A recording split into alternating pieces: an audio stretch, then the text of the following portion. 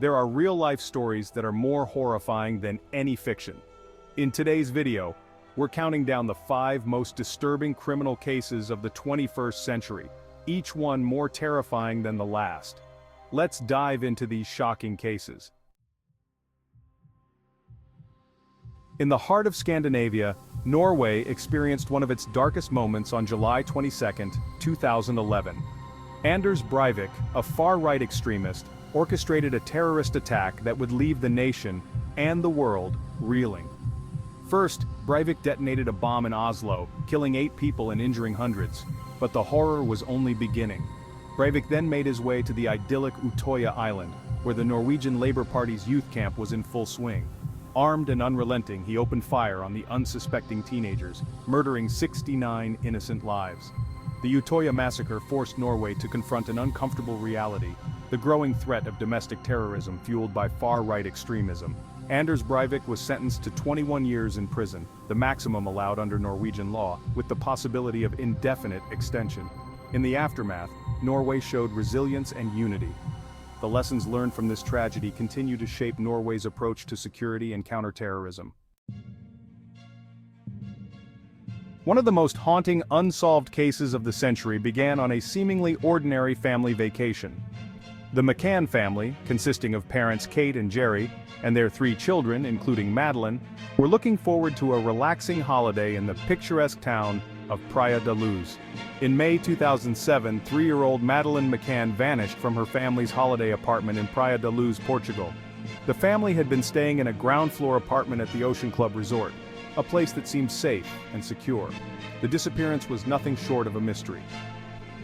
The night of May 3rd, the McCanns put their children to bed and went to dine with friends at a nearby tapas restaurant, checking on the children periodically. Madeleine was last seen sleeping in her bed while her parents dined at a nearby restaurant. The distance between the apartment and the restaurant was about 50 meters, and the parents took turns checking on the children every half hour. When her mother, Kate McCann, checked on her children later that night, she found an empty bed, and a parent's worst fear realized. The window was open, and Madeleine was gone, sparking immediate panic and a frantic search. The international media descended upon the quiet town, turning Madeleine's disappearance into a worldwide story. News outlets from around the globe reported on the case, and the McCanns made numerous public appeals for information. Despite the massive media coverage and extensive searches, Madeleine's whereabouts remain unknown to this day. The Portuguese police, along with volunteers, scoured the area, but no definitive clues were found. Various theories about what happened to Madeleine have surfaced over the years. Some suggest she was abducted by a stranger, while others believe she may have wandered off and met with an accident. There are also more sinister theories involving human trafficking. In 2013, the case took a new turn when the British police launched their own investigation, codenamed Operation Grange. This investigation aimed to review all the evidence and follow new leads, bringing renewed hope to the case. The disappearance of Madeleine McCann has had a profound impact, sparking debates about child safety and parental responsibility. It has led to increased awareness and changes in how parents supervise their children, especially while on vacation. Madeleine's case is a stark reminder of the unresolved pain that such disappearances leave behind. Candlelight vigils and memorials have been held in her honor, keeping her memory alive and highlighting the plight of missing children. As we ponder this haunting mystery, we must keep in mind the countless children around the world who go missing each year. Each case is a tragedy, and the search for answers continues, driven by hope and the determination to bring these children home. October 1st, 2017, began like any other day in Las Vegas, the city of bright lights and endless entertainment. The city was bustling with tourists and locals alike, all eager to experience the vibrant nightlife, the casinos, and the shows that make Las Vegas a world-renowned destination. Thousands of people had gathered for the Route 91 Harvest Music Festival, ready to enjoy an evening of country music. The festival, which had become an annual tradition, was a celebration of music, friendship, and fun. Families, friends, and music lovers from all over the country had come together to enjoy performances by their favorite artists. But what was meant to be a joyous event turned into a scene of chaos and tragedy, forever marking it as the deadliest mass shooting in U.S. history.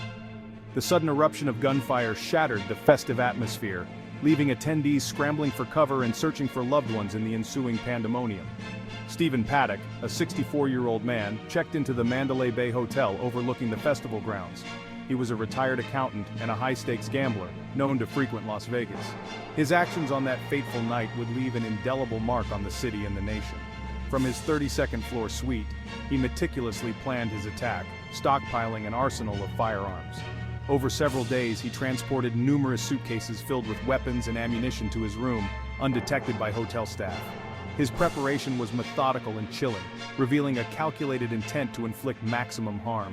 As the night fell and the music played, Paddock unleashed a hail of bullets onto the unsuspecting crowd, killing 58 people and injuring over 800. The rapid succession of gunfire created a scene of utter chaos, as concertgoers tried to flee or find shelter amidst the confusion. The sound of gunfire mixed with the music, creating confusion and panic. Many initially thought the sounds were fireworks or part of the performance, but as the reality set in, the crowd's terror became palpable. People ran in all directions, some helping the injured, others desperately seeking safety. Paddock's motive remains one of the most perplexing aspects of this tragedy. Despite extensive investigations, authorities have been unable to determine a clear reason for his actions. He left no manifesto, no clear indication of his intentions, leaving the world to grapple with the senselessness of his violence. The Las Vegas massacre raised urgent questions about gun control, security measures at large events, and the psychological factors that drive individuals to commit such atrocities. Debates intensified over how to prevent such tragedies in the future, with calls for stricter gun laws and improved mental health support. In the aftermath, the city of Las Vegas showed incredible resilience. The community, known for its spirit and solidarity, came together to support one another. Local businesses, organizations, and individuals all played a part in the healing process, offering aid and comfort to those affected. Vigils were held, funds were raised for the victims' families, and the community came together in a powerful display of solidarity. The outpouring of support from across the nation and the world was a testament to the strength and compassion of humanity in the face of tragedy. As we reflect on the Las Vegas massacre, we must remember the victims and their families, whose lives were forever changed. Their stories, their dreams, and their legacies are a poignant reminder of the fragility of life and the importance of coming together to support one another in times of need. In 2018, the seemingly perfect suburban life of Chris Watts unraveled in the most horrifying way.